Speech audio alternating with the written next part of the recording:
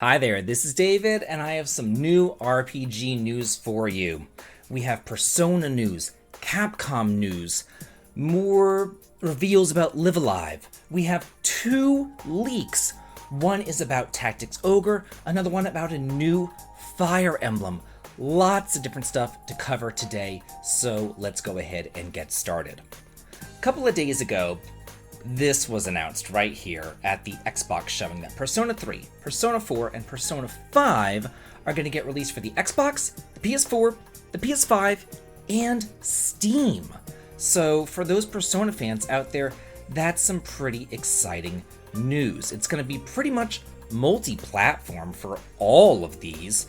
It says right here the third and the fourth games are going to be on the PS4, while the fifth game is going to be on the PS5, and remember they are also going to be on the Xbox as well for any of y'all out there who have it. It says right here that the PS4, Xbox, and PC is going to mark the non-handheld debut of Persona 3 Portable. So we're not getting the Fez version on the PlayStation 2, which is the version that I have and I played back in the day. You're going to be getting the Persona 3 Portable that was released on the PSP.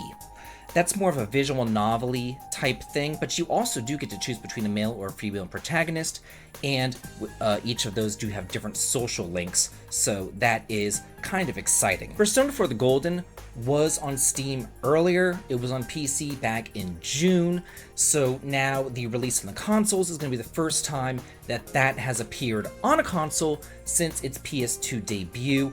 My version that I had was the Vita version right here, PS4 the Gold, and that's where I played this version. I never did play the PS2 version, only this one.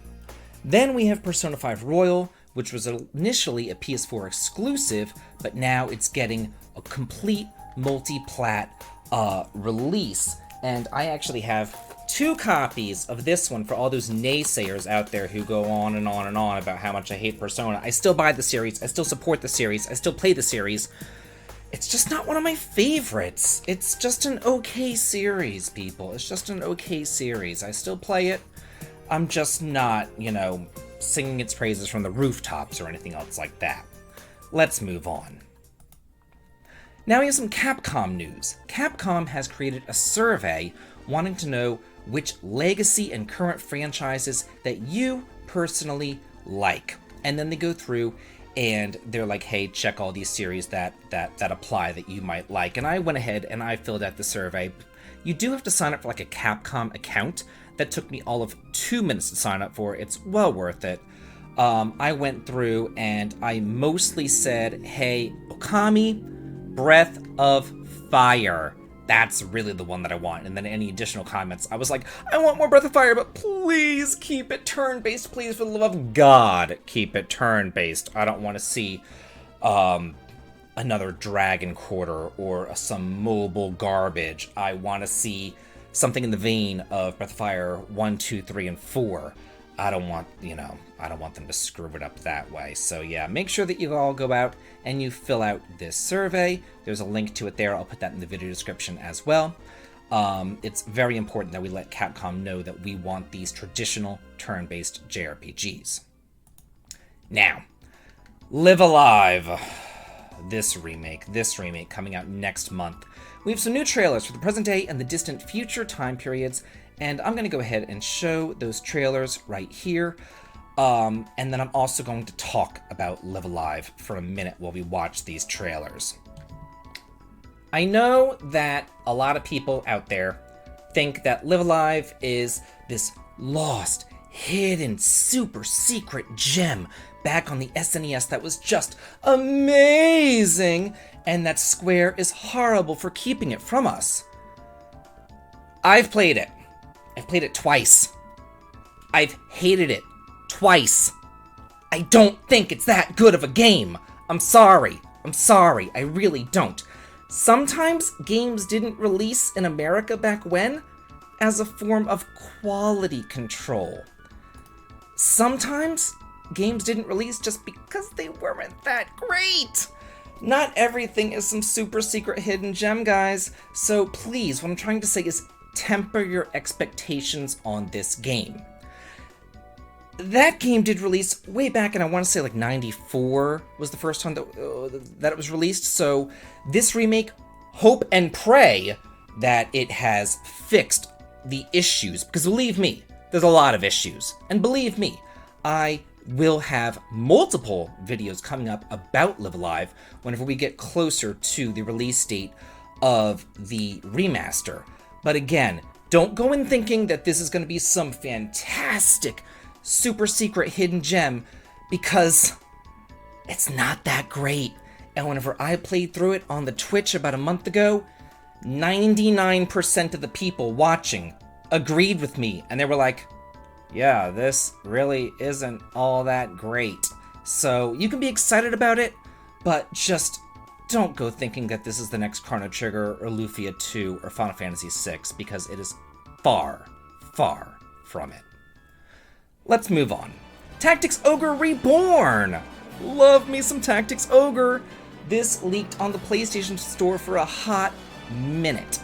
There was a trademark, and we first learned about this trademark back in the NVIDIA leak, like a year ago now that was, but everything that was leaked in that NVIDIA leak has come to fruition, and now we're learning about this Tactics Ogre Reborn. This is going to be a remake, it seems, of the very first Tactics Ogre game that was released on the SNES, then again on the PlayStation, then it got a remake on the PSP, and now it's getting remade again. So I don't know why they keep on remaking this game over and over and over again, rather than creating a new Tactics Ogre game. For those of you unaware, Tactics Ogre is actually the precursor to Final Fantasy Tactics. If you like Final Fantasy Tactics, you will like Tactics Ogre. Final Fantasy Tactics took the base of Tactics Ogre and they kind of just modified it in a Final Fantasy more user-friendly way. But they're really very, very similar, with a political, intriguing storyline, an adult-focused storyline, job classes, tactical turn-based battles, isometric viewpoints, all that kind of stuff. That's the sort of thing that you're going to be getting into here. I want to say that it's kind of weird. It's kind of like in a Star Wars way. It's the first game in the series, but it's episode 7. So yeah, like, why don't they create episode, 1 through 6? So I'm just saying. It would be nice to get more in the Tactics Ogre series, but instead they just keep on remaking. More than likely in an HD 2D manner, which I can get behind. But honestly, like, what was wrong with the remake on the PSP? Who knows? Make a new Tactics Ogre, please. Please? Please? Next leak. This is from Reddit, but there's also some articles behind it but honestly, just for the purpose of this video, this screen looked best on for this video. So that's why I'm on Reddit right now. But here we have a leak. It says that the upcoming Fire Emblem is a new game, not a remake. It is a brand new story. Collaboration between Intelligent Systems, Koei Temco, and Gust. Yeah, I don't know. I can't pronounce these Japanese names.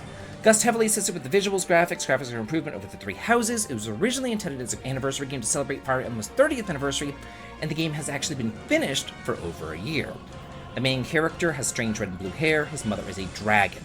And the new Emblems gimmick allows players to summon Fire Emblem characters from the past to your squad.